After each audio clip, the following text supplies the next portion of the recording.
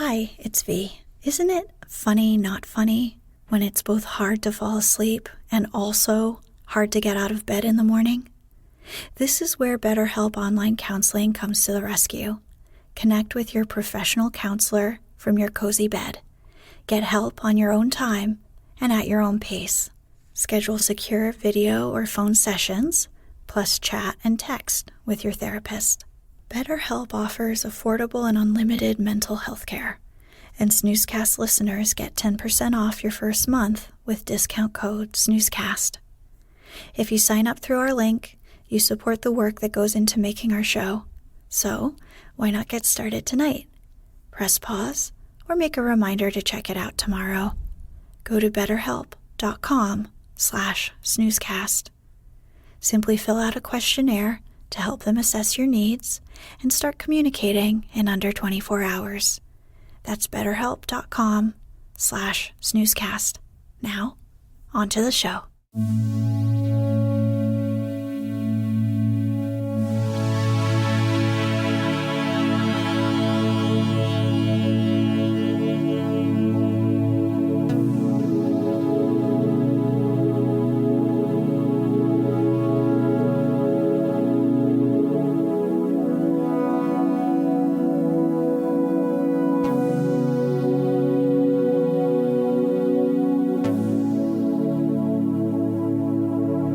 Snoozecast, the podcast designed to help you fall asleep. Find us on snoozecast.com and follow us on social media and wherever you listen to podcasts. If you enjoy our show, please write us a review on the podcast app. Also, share us with a friend.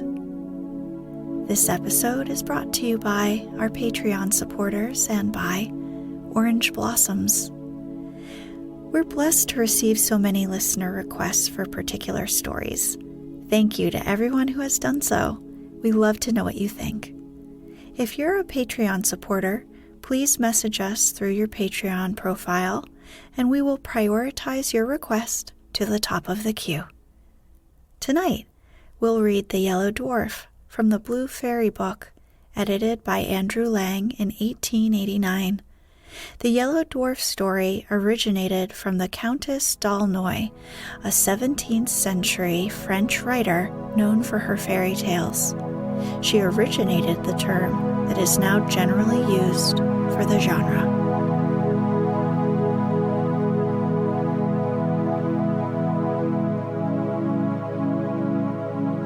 Let's get cozy. Close your eyes.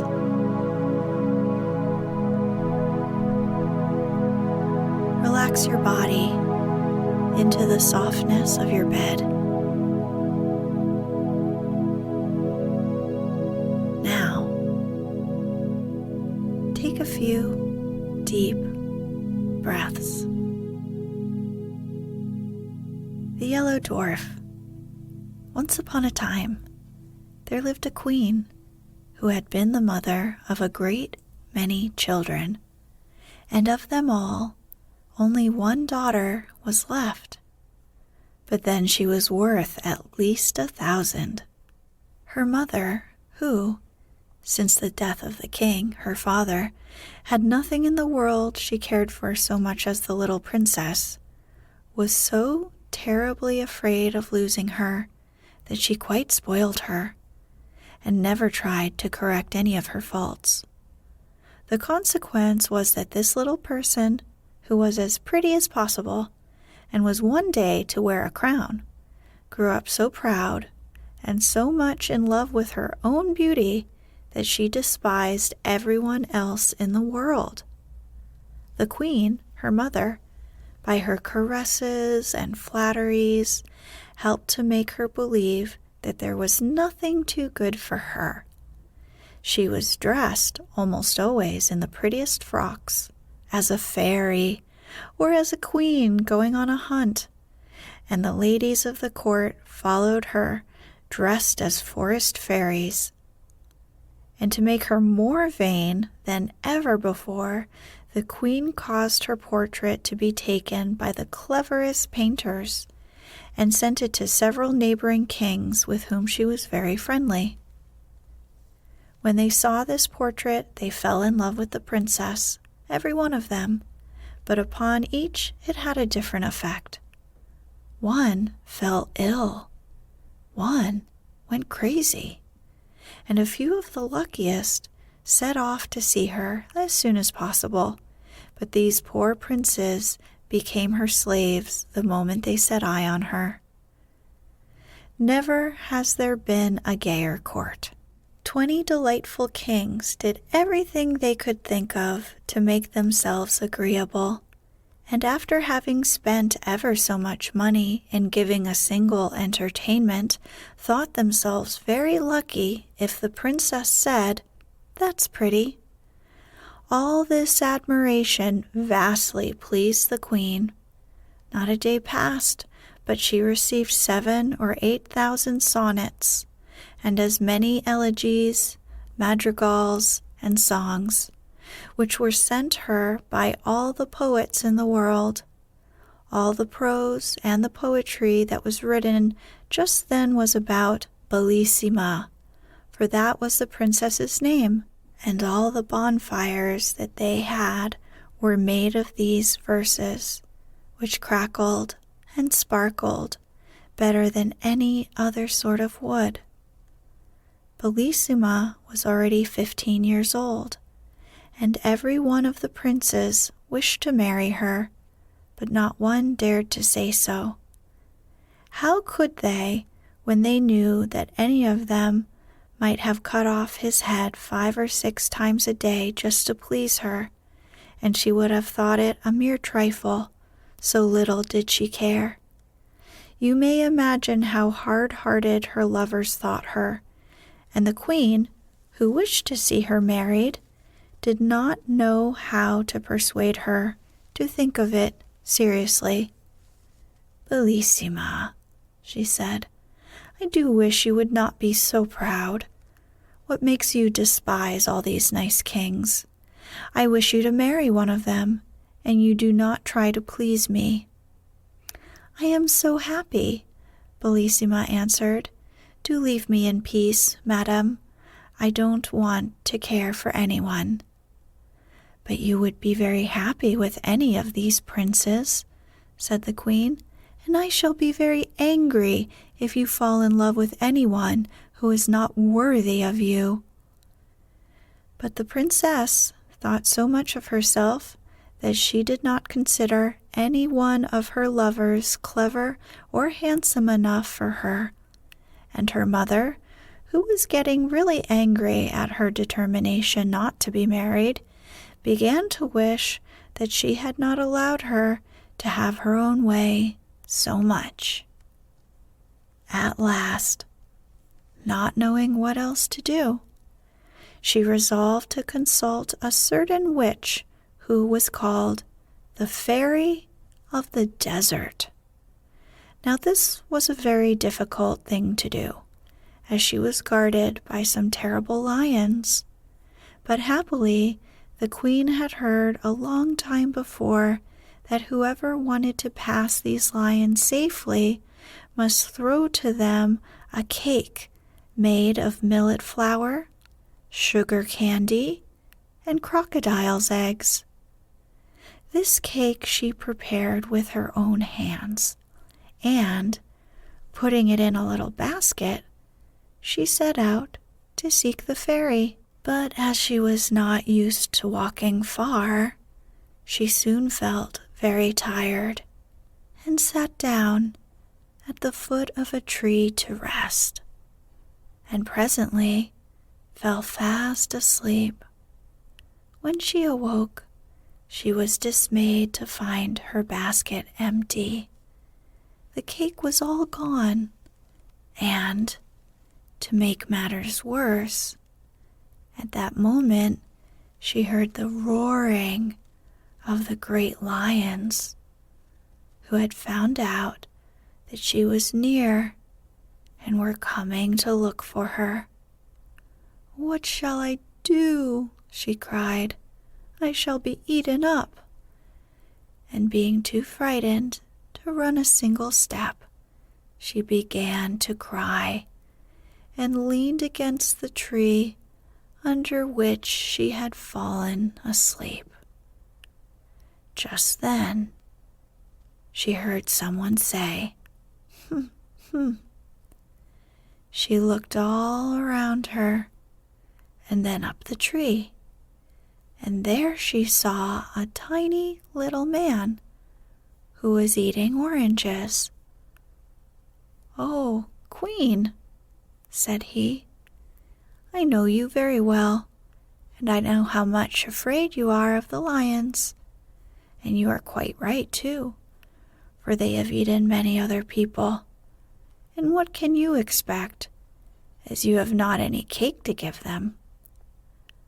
"I must make up my mind to die," said the poor queen. "Alas, I should not care so much if only my dear daughter were married." "Oh, you have a daughter," cried the Yellow Dwarf, who was so called because he was a dwarf and had such a yellow face and lived in an orange tree. "Well, I'm really glad to hear that, for I've been looking for a wife all over the world. Now, if you'll promise that she will marry me, not one of the lions, tigers, or bears shall touch you." The queen looked at him and was almost as afraid of his ugly little face as she had been of the lions before, so that she could not speak a word. "What? You hesitate, madam," cried the dwarf. "You must be very fond of being eaten up alive." And as he spoke, the queen saw the lions, which were running down a hill toward them. Each one had 2 heads, 8 feet, and 4 rows of teeth, and their skins were as hard as turtle shells and were bright red. At this dreadful sight, the poor queen, who was trembling like a dove when it sees a hawk, cried out as loud as she could, "Oh, dear Mr. Dwarf, Bellissima shall marry you." "Oh, indeed," said he disdainfully. "Bellissima is pretty enough, but I don't particularly want to marry her. You can keep her." "Oh, noble sir," said the queen in great distress, "do not refuse her. She's the most charming princess in the world." "Oh, well," he replied, "out of charity I'll take her, but be sure and don't forget that she is mine." As he spoke, a little door opened in the trunk of the orange tree. In rushed the queen, only just in time, and the door shut with a bang in the faces of the lions. The queen was so confused that at first she did not notice another little door in the orange tree, but presently it opened, and she found herself in a field of thistles and nettles.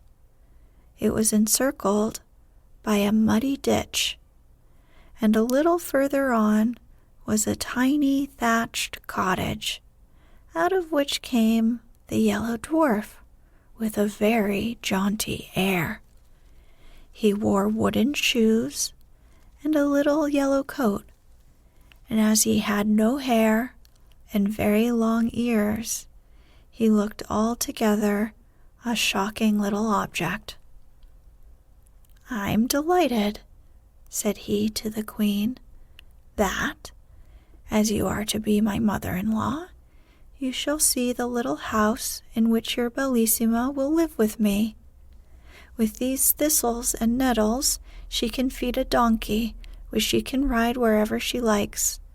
Under this humble roof no weather can hurt her. She will drink the water of this brook and eat frogs, which grow very fat about here. And then she will have me always by her, handsome, agreeable, and gay as you see me now.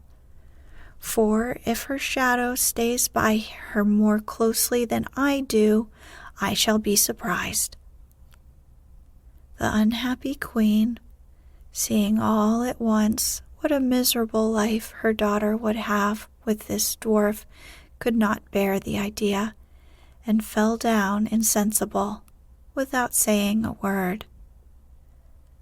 When she revived, she found, to her great surprise, that she was lying in her own bed at home, and, what was more, that she had on the loveliest lace nightcap that she had ever seen in her life. At first, she thought that all her adventures, the terrible lions, and her promise to the Yellow Dwarf that he should marry Bellissima must have been a dream. But there was the new cap with its beautiful ribbon and lace to remind her that it was all true, which made her so unhappy that she could neither eat, drink, nor sleep for thinking of it. The princess, who, in spite of her willfulness, really loved her mother with all her heart, was much grieved when she saw her looking so sad, and often asked her what was the matter. But the queen, who didn't want her to find out the truth, only said that she was ill, or that one of her neighbors was threatening to make war against her. Bellissima knew quite well that something was being hidden from her, and that neither of these was the real reason of the queen's uneasiness. So she made up her mind that she would go and consult the fairy of the desert about it, especially as she had often heard how wise she was, and she thought that at the same time she might ask her advice as to whether it would be as well to be married or not. So, with great care, she made some of the proper cake to pacify the lions, and one night went up to her room very early, pretending that she was going to bed. But instead of that, she wrapped herself in a long white veil and went down a secret staircase and set off all by herself to find the witch. But when she got as far as the same fatal orange tree and saw it covered with flowers and fruit, she stopped and began to gather some of the oranges, and then, putting down her basket, she sat down to eat them. But when it was time to go on again, the basket had disappeared, and, though she looked everywhere, not a trace of it could she find. The more she hunted for it, the more frightened she got, and at last she began to cry. Then, all at once, she saw before her the Yellow Dwarf. "What's the matter with you, my pretty one?" said he. "What are you crying about?" "Alas," she answered, "no wonder that I'm crying, seeing that I have lost the basket of cake that was to help me to get safely to the cave of the fairy of the desert." "And what do you want with her, pretty one?" said the little monster. "For I'm a friend of hers, and for that matter, I'm quite as clever as she." "The queen, my mother," replied the princess, "has lately fallen into such deep sadness that I fear she'll die, and I'm afraid that perhaps I'm the cause of it, for she very much wishes me to be married, and I must tell you truly that as of yet I have not found anyone I consider worthy to be my husband. So, for all these reasons, I wish to talk to the fairy." "Do not give yourself any further trouble, princess," answered the dwarf. "I can tell you all you want to know better than she could. The queen, your mother, has promised you in marriage—" "Has promised me?" interrupted the princess. "Oh, no, I'm sure she has not. She would have told me if she had. I'm too interested in the matter for her to promise anything without my consent. You must be mistaken." "Beautiful princess," cried the dwarf suddenly, throwing himself on his knees before her, "I flatter myself that you will not be displeased at her choice when I tell you that it is to me she has promised the happiness of marrying you." "You?"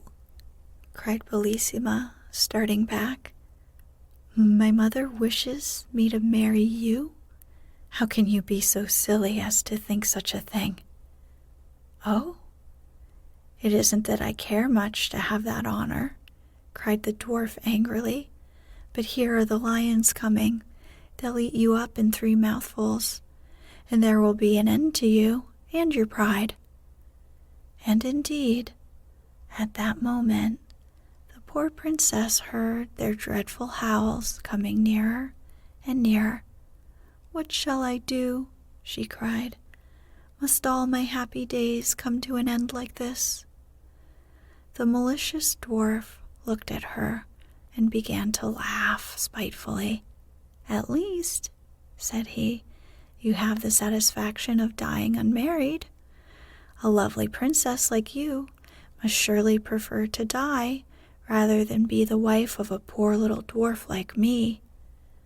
"Oh, don't be angry with me," cried the princess, clasping her hands. "I'd rather marry all the dwarfs in the world than die in this horrible way."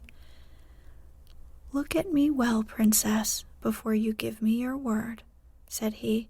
"I don't want you to promise me in a hurry."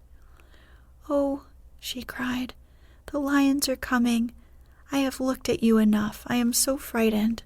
Save me this minute, or I shall die of terror." Indeed, as she spoke, she fell down insensible, and when she recovered, she found herself in her own little bed at home. How she got there she could not tell, but she was dressed in the most beautiful lace and ribbons, and on her finger was a little ring made of a single red hair, which fitted so tightly that, try as she might, she could not get it off. When the princess saw all these things and remembered what had happened, she, too, fell into the deepest sadness, which surprised and alarmed the whole court, and the queen more than anyone else. 100 times she asked Bellissima if anything was the matter with her, but she always said that there was nothing. At last, the chief men of the kingdom, anxious to see their princess married, sent to the queen to beg her to choose a husband for her as soon as possible. She replied that nothing would please her better, but that her daughter seemed so unwilling to marry, and she recommended them to go and talk to the princess about it themselves. So this they did at once. Now Bellissima was much less proud since her adventure with the Yellow Dwarf, and she could not think of a better way of getting rid of the little monster than to marry some powerful king. Therefore she replied to their request much more favorably than they had hoped, saying that, though she was very happy as she was, still, to please them, she would consent to marry the king of the gold mines.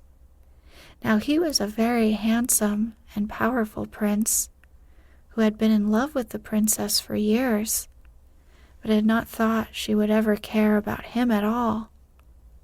You can easily imagine how delighted he was when he heard the news, and how angry it made all the other kings to lose forever their hope of marrying the princess.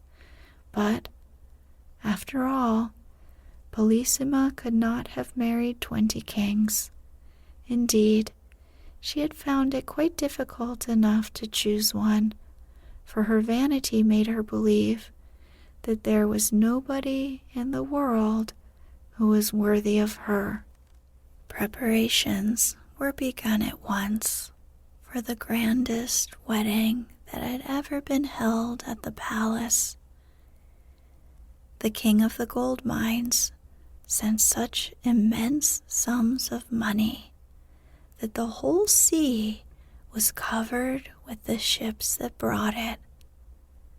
Messengers were sent to all the gayest and most refined courts, particularly to the court of France, to seek out everything rare and precious to adorn the princess.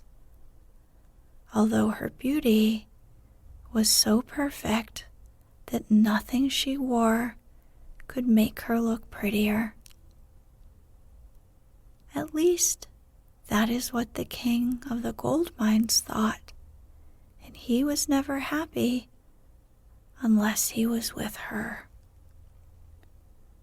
As for the princess, the more she saw of the king, the more she liked him. He was so generous, so handsome and clever, that at last she was almost as much in love with him as he was with her. How happy they were as they wandered about in the beautiful gardens together, sometimes listening to sweet music. And the king used to write songs for Bellissima. This is one that she liked very much. In the forest all is gay, when my princess walks that way. All the blossoms then are found, downward fluttering to the ground, hoping she may tread on them, and bright flowers on slender stem gaze up at her as she passes, brushing lightly through the grasses. Oh, my princess, birds above, echo back our songs of love, as through this enchanted land blithe we wander, hand in hand. They really were as happy as the day was long. All the king's unsuccessful rivals had gone home in despair. They said goodbye to the princess so sadly that she could not help being sorry for them. "Ah, madam," the king of the gold mine said to her, "how is this? Why do you waste your pity on these princes who love you so much that all their trouble would be well repaid by a single smile from you?" "I should be sorry," answered Bellissima, "if you had not noticed how much I pitied those princes who were leaving me forever. But for you, sire, it's very different. You have every reason to be pleased with me, but they are going sorrowfully away, so you must not grudge them my compassion." The king of the gold mines was quite overcome by the princess's good-natured way of taking his interference, and, throwing himself at her feet, he kissed her hand 1,000 times and begged her to forgive him.